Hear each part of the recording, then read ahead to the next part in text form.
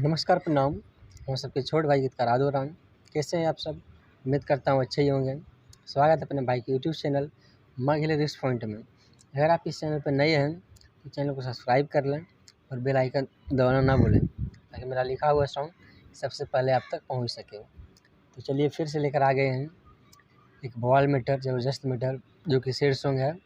और इसका ट्रैक है आशीष यादव का ट्रैक, पत्थर कलेजवा के सोना, यही ट्रैक पर है। तो चलिए बिना टाइम वेस्ट किए बढ़ते हैं मुखड़ा की ओर। तो इसका मुखड़ा कुछ इस प्रकार से है कि ओगे मोंगिया में ले के पियावा के नाम के सनुरावा चला लेंगे। जहाँ दो लिखा है उसका दो बार गाना है कि ओगे मोंगिया में ले के पियावा के नाम के सनुरावा चला लेंगे। तो आगे धक्का धक्का धड़क करे जावा करी के मोरे जावा चला लेंगे। कि आगे धक्का धक्का धड़क करे जावा करी के मोरे जावा चला लेंगे। कि आगे पापा जाए बैठल ले के गहना दहे जावा चला लेंगे।